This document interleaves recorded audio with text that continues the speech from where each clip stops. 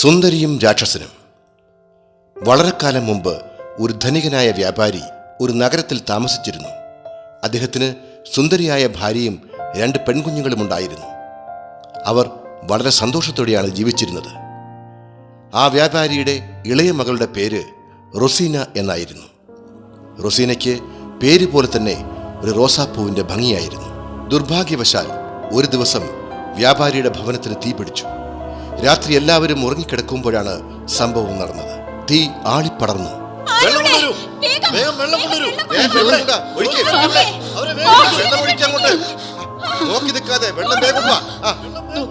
നമ്മുടെ വീട് മുഴുവൻ തീയിലെരിയുന്നു. നാം ഇനി എന്ത് ചെയ്യും? അയ്യോ,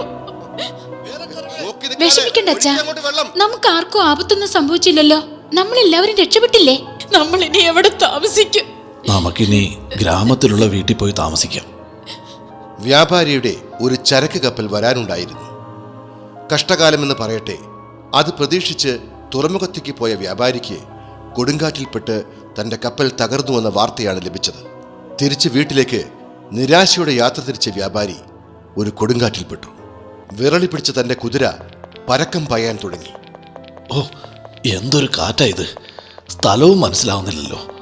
വ്യാപാരിയുടെ ദൃഷ്ടി ദൂരെയുള്ള ഒരു മാളികയിൽ പതിഞ്ഞു. എന്തായാലും അവിടെ പോയി അന്വേഷിക്കാം. വ്യാപാരി ആ മാളികയുടെ മുന്നിൽ നിന്നും ഉറക്കെ വിളിച്ചു നോക്കി. ആരെയും കണ്ടില്ല. അദ്ദേഹം ആ പടിക്കെട്ടുകൾ കയറി. അവിടെയെങ്ങും ആരുമുണ്ടായിരുന്നില്ല. പുറത്താരെയും കാണുന്നില്ലല്ലോ. എന്തായാലും അകത്തു പോയി നോക്കാം. അങ്ങനെ അദ്ദേഹം അകത്ത് കയറി നോക്കാൻ തീരുമാനിച്ചു. അവിടെയെങ്ങും ആരുമുണ്ടായിരുന്നില്ല. അദ്ദേഹം കത്തുന്ന നെരിപ്പോടിനടുത്തിരുന്ന് തണുപ്പ് മാറ്റി. വിശക്കാൻ തുടങ്ങിയപ്പോൾ അദ്ദേഹം എഴുന്നേറ്റു. അദ്ദേഹം അത്ഭുത സ്തബ്ധനായി. തേൻമേശയിൽ ആവി പറക്കുന്ന ഊണ് തയ്യാറാക്കി വെച്ചിരിക്കുന്നു. പക്ഷേ അവിടെ എങ്ങും ആരുമുണ്ടായിരുന്നില്ല. അദ്ദേഹം വയറു നിറയെ ഭക്ഷണം കഴിച്ച് അടുത്ത് കണ്ട മെത്തയിൽ കിടന്നുറങ്ങി. വ്യാപാരി രാവിലെ എഴുന്നേറ്റ് പോകുവാൻ ഒരുങ്ങിയപ്പോൾ പൂന്തോട്ടത്തിലെത്തി അതിമനോഹരമായ റോസാപ്പൂ കണ്ടു. തൻ്റെ ഇളയ മകൾ റൊസീനയ്ക്ക് സമ്മാനമായി നൽകുവാൻ വേണ്ടി ആ പൂ അദ്ദേഹം പറിച്ചു. പെട്ടെന്ന് അതിഭയങ്കരമായ ഒരു ശബ്ദം കേട്ടു. നിൽക്കവിടെ ദുഷ്ടാ! വ്യാപാരി പേടിച്ച് വിറച്ച് ചുറ്റും നോക്കി. അതാ വീട്ടിനകത്തുനിന്ന് ഒരു ഭീമാകാരനായ സത്വം വരുന്നു. അതിന്റെ ശരീരം മനുഷ്യനും തല സിംഹത്തിൻ്റെതുമായിരുന്നു. ഞാൻ നിന്നെ എൻ്റെ അതിഥിയായി കണ്ട് സത്കരിച്ചു. പക്ഷേ നീ അതിന് പകരമായി എൻ്റെ പ്രിയ റോസാപ്പൂ പറിച്ചിരിക്കുന്നു. നീ മോഷ്ടാവാണ്. ഒരു മോഷ്ടാവിനെയും വെറുതെ വിടാൻ പാടില്ല. തക്കതായ ശിക്ഷ നൽകേണ്ടതാണ്. അതിനാൽ ഞാൻ നിന്നെ എൻ്റെ നിലവറയിലുള്ള തടവറയിൽ ബന്ധനസ്ഥനാക്കുകയാണ്.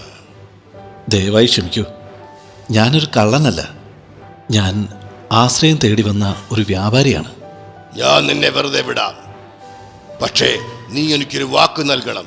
അതായത്, നീ വീട്ടിലെത്തിയാൽ ആദ്യം കാണുന്നത് ആരെയാണോ, അത് പുരുഷനായാലും സ്ത്രീ ആയാലും നീ എനിക്ക് നൽകണം. ഈ പൂ താങ്കൾക്ക് കൊണ്ടുപോകാം. വ്യാപാരി വേഗം തന്നെ കുതിരപ്പുറത്ത് കയറി അവിടെ നിന്നും വീട്ടിലേക്ക് തിരിച്ചു. വ്യാപാരി നാട്ടിലെത്തിയപ്പോൾ സന്തോഷത്താൽ രാക്ഷസന് കൊടുത്ത വാക്ക് മറന്നു. ഹായ്, അച്ഛൻ വന്നോ? വരൂ അച്ഛാ, വരൂ. അവളെ കണ്ടതും വ്യാപാരിക്ക് തന്റെ ഉടമ്പടി ഓർമ്മ വന്നു. അയ്യോ, ഞാനത് മറന്നുവല്ലോ. ഇനി ഞാൻ എന്ത് ചെയ്യും? എൻ്റെ പ്രിയപ്പെട്ട മോളെ. എന്തു പറ്റി അച്ഛാ? ഒന്നുമില്ല.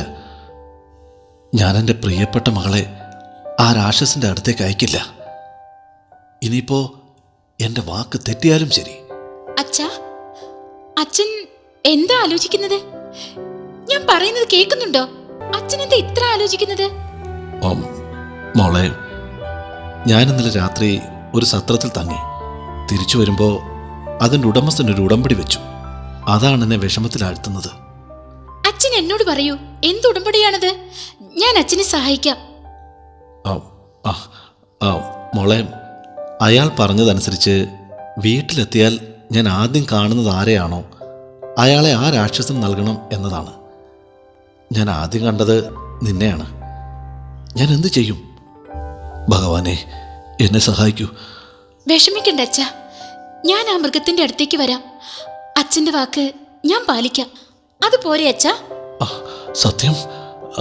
സത്യമാണോ മോളെ? എൻ്റെ പൊന്നുമോളെ, എനിക്കിത് വിശ്വസിക്കാൻ പറ്റുന്നില്ല. അങ്ങനെ റൊസീന തന്റെ അച്ഛന്റെ കൂടെ ആ രാക്ഷസന്റെ മാളികയിലേക്ക് യാത്ര തിരിച്ചു. നോക്കൂ അച്ഛാ, എത്ര മാതിരിയുള്ള സൗരഭ്യം പരത്തുന്ന പൂക്കളാണ് ഈ പൂന്തോട്ടത്തിലെന്ന്. ആ വരൂ മോളെ, വരൂ, നമുക്ക് അകത്തേക്ക് പോകാം. ആ ദിവസവും വ്യാപാരി ഇതിനു മുമ്പ് വന്നപ്പോൾ കണ്ടപ്പോൾ തന്നെയായിരുന്നു. അദൃശ്യനായ ഏതോ ഒരു വ്യക്തി അവർക്ക് വിശപ്പകറ്റാനും വിശ്രമിക്കാനുമുള്ള എല്ലാ ഒരുക്കങ്ങളും ചെയ്തിരുന്നു.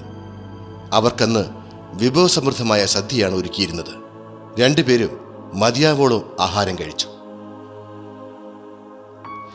അവർ ഭക്ഷണം കഴിച്ചതിന് ശേഷം ഉറങ്ങുവാൻ വേണ്ടി മുറിയിലേക്ക് പോയപ്പോൾ ആ വിചിത്ര ജീവിയെ കണ്ടു. റൊസീന അതിനെ കണ്ട് പേടിച്ചുപോയി. പക്ഷേ അവൾ ആ പേടി പുറത്തു കാണിച്ചില്ല. ഞാൻ വളരെയധികം സന്തോഷവാനാണ്, എന്തെന്നാൽ താങ്കൾ താങ്കളുടെ വാക്ക് പാലിച്ചിരിക്കുന്നു. ഇതെന്റെ മകൾ റൊസീന. ഞാൻ വീട്ടിലെത്തിയപ്പോൾ ആദ്യം കണ്ടത് ഇവളെയാണ്. നിന്നെ ഇവിടെ കൊണ്ടുവന്നത് നിർബന്ധിച്ചിട്ടാണോ? ഇല്ല, അച്ഛൻ നിർബന്ധിച്ചില്ല. ഞാൻ സ്വയമനസാലെ വന്നതാ. വളരെ നല്ലത്. നിന്റെ അച്ഛൻ ഇന്നിവിടെ താമസിക്കട്ടെ. രാവിലെ ആയാൽ അദ്ദേഹം തിരിച്ചു പോകണം. പിന്നീട് ഒരിക്കലും ഇങ്ങോട്ട് വരുവാൻ പാടില്ല. എന്ത് ക്രൂരതയായി പറയുന്നത്? എനിക്ക് എന്റെ പിതാവിനെ ഒരിക്കലും കാണാൻ പറ്റില്ലെന്നോ? ഇല്ല, എനിക്ക് എന്റെ അച്ഛനെ കാണണം. പക്ഷേ ഒന്നും മിണ്ടാതെ ആ ജീവി അവിടെ നിന്ന് പോയി. അന്ന് രാത്രി മുഴുവൻ റൊസീന ഉറങ്ങാതെ കഴിച്ചുകൂട്ടി. പിറ്റേന്ന് രാവിലെ വ്യാപാരി തിരിച്ചു പോകുവാൻ തയ്യാറായി. പൊയ്ക്കോളൂ അച്ഛാ, എന്നെ അച്ഛൻ മറക്കരുത്. എന്റെ പ്രിയപ്പെട്ട മോളെ, ഞാൻ അച്ഛനെ വളരെയേറെ സ്നേഹിക്കുന്നു. ഞാൻ പോട്ടെ, ദൈവം നിന്നെ രക്ഷിക്കട്ടെ. അച്ഛൻ പോയപ്പോൾ റൊസീന വീട്ടിനകത്തേക്ക് കയറി.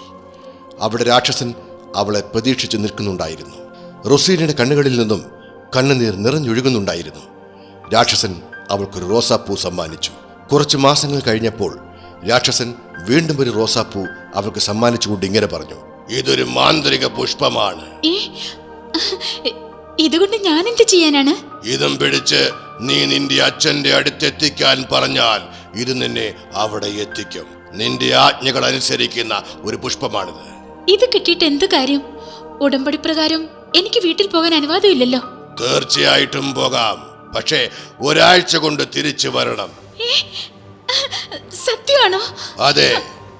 തിരിച്ചു വന്നതിന് ശേഷം പൂവിനോട് വീണ്ടും അച്ഛന്റെ അടുത്തെത്തിക്കാൻ പറഞ്ഞാൽ ഒന്നും സംഭവിക്കില്ല. മനസ്സിലായോ? പെട്ടെന്ന് തന്നെ റൊസീന അച്ഛന്റെ അടുത്തെത്തി. അവൾ അവിടെ തന്റെ അച്ഛനെ കണ്ടു. പക്ഷേ വീട്ടിൽ മറ്റാരും ഉണ്ടായിരുന്നില്ല. ഇവിടെ ആരെയും കാണുന്നില്ലല്ലോ. അച്ഛാ, അമ്മയും ചേച്ചിമാരും എവിടെ പോയി അവര്? നിന്റെ ചേച്ചിമാരെ വിവാഹം കഴിച്ചയച്ചു. അമ്മ അവളുടെ സഹോദരന്റെ വീട്ടിൽ പോയിരിക്കുകയാണ്. അച്ഛാ, അങ്ങയെ ശുശ്രൂഷിക്കാൻ ആരുമില്ലേ? അങ്ങ് എത്ര ക്ഷീണിതനാണ്. കണ്ടിട്ട് അങ്ങയുടെ ആരോഗ്യം വളരെ മോശമാണെന്ന് തോന്നുന്നു. സത്യമാണ് മോളെ, എന്റെ ആരോഗ്യം വളരെ മോശമാണ്. ഇപ്പൊ ഞാൻ വന്നില്ലേ, ഞാൻ അങ്ങയെ ശുശ്രൂഷിക്കാം. അങ്ങനെ റൊസീന അച്ഛനെ ശുശ്രൂഷിച്ചുകൊണ്ട് അവിടെ താമസിച്ചു. അവൾ രാക്ഷസന് നൽകിയ വാക്ക് മറന്നു. കുറച്ചു ദിവസങ്ങൾക്ക് ശേഷം അവൾക്കത് ഓർമ്മ വന്നു. അയ്യോ, ഞാനിവിടെ വന്നിട്ട് 2 ആഴ്ച കഴിഞ്ഞിരിക്കുന്നു. അച്ഛന്റെ അസുഖം കാരണം ഞാൻ ദിവസം പോലും പോയതറിഞ്ഞില്ല. അച്ഛാ, അച്ഛാ. എന്താ എന്താ മോളെ? അച്ഛാ, എനിക്കിപ്പോ തിരിച്ചു പോകേണ്ടതുണ്ട്. ആ രാക്ഷസൻ വളരെയധികം ദേഷ്യപ്പെട്ടിരിക്കാവും. പോകു മോളെ, പോയി വാക്ക് പാലിക്കൂ. പെട്ടെന്ന് തന്നെ റൊസീന വിചിത്ര ജീവിയുടെ വീട്ടിലെത്തി. അവൾ ആ ജീവിയെ വീട് മുഴുവൻ അന്വേഷിച്ചു. എങ്ങും കണ്ടില്ല. അവൾ വീട്ടിൽ നിന്നിറങ്ങി തോട്ടത്തിലേക്ക് പോയി. അകലെ എന്തോ കിടക്കുന്നത് അവൾ കണ്ടു. അടുത്തു ചെന്ന് നോക്കിയപ്പോൾ അത് ആ വിചിത്ര ജീവിയായിരുന്നു. എഴുന്നേൽക്കൂ, എഴുന്നേൽക്കൂ, ഞാനിത് തിരിച്ചെത്തിയിരിക്കുന്നു. പക്ഷേ ആ ജീവിയിൽ നിന്ന് യാതൊരു പ്രതികരണവും ഉണ്ടായില്ല. ഒന്നിളകിയതുപോലുമില്ല. റൊസീനയ്ക്ക് സങ്കടം വന്നു. എഴുന്നേക്ക്, ഞാനിത് തിരിച്ചു വന്നിരിക്കുന്നു. നിങ്ങൾക്ക് ഒരു അസുഖമില്ല.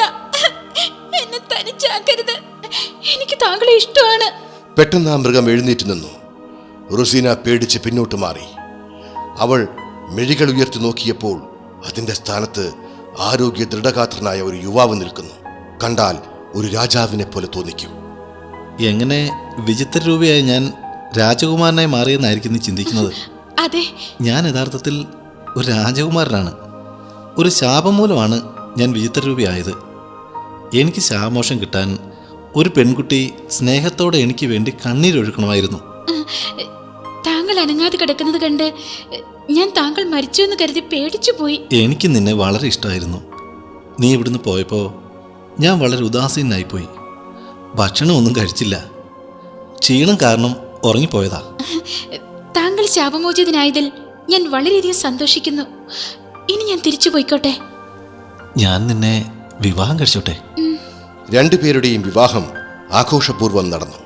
രാജകുമാരന്റെ കൊട്ടാരത്തിൽ രാജ്യത്തിലെ എല്ലാ പ്രമുഖ വ്യക്തികളെയും വിളിച്ചു വരുത്തി സമൃദ്ധമായ സദ്യ ഒരുക്കി. അങ്ങനെ റൊസീനയും രാജകുമാരനും പുതിയ ജീവിതം ആരംഭിച്ചു.